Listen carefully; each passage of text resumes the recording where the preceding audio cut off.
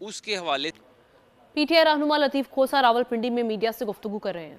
फैसला किया उस वक्त आपने हमारा जो है ये निशान बल्ला जो है ये हमसे छीन लिया, और बल्ला छीनने के नाता से किसी को केतली मिल रही है, किसी को विकटें मिल रही हैं, किसी को जग मिल रहा है, किसी को प्याला मिल रहा है, किसी को मोल मिल रहा है, किसी को बोतल मिल रही है।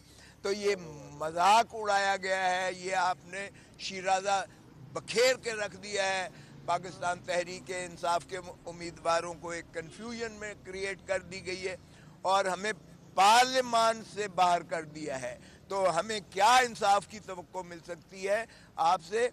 और हम अब 25 करोड़ अवाम की अदालत से रजू करेंगे। अल्लाह ताला की लाठी बेआवाज़ है। हम 25 करोड़ अवाम के पास जा रहे हैं, हमें आपसे कुछ लेना देना नहीं है, क्योंकि हम तो आए थे शफाफ इलेक्शंस के लिए, लेवल प्लेइंग फील्ड लेने। आपने फील्ड ही छीन ली हमसे, फील्ड को भी आपने छीन लिया। तो हमें क्या लेवल प्लेइंग फील्ड और क्या इंसाफ मुयसर आएगा? सो हमने वो कहा कि हम नालिश जो है इसको अब मज़ीद नहीं चला सकते, आपसे आदम एतमाद का इजहार करके हमने वो वापस ले लिया।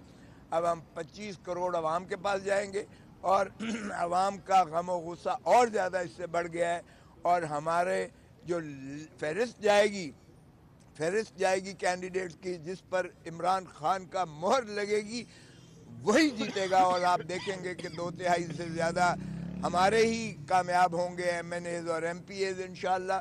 और ये तमाम तर इनकी जितनी ही भी साजिशें हैं, इनकी साजिशें दफन होंगी, क्योंकि मैंने यही अर्ज़ किया कि खुदारा ये फ़ैसला भी आपका, ये फ़ैसला भी उसी बदनुमा फ़ैसलों की तरह तारीख़ में गिना जाएगा जिस तरह बाकी के फ़ैसलों ने मुल्क को तबाहाली की तरफ धकेला है।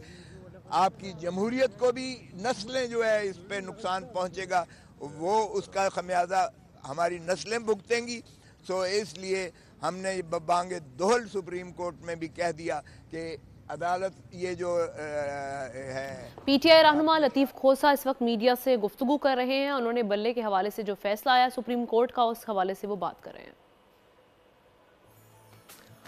और अब बात करते हैं गिलगित बल्तिस्तान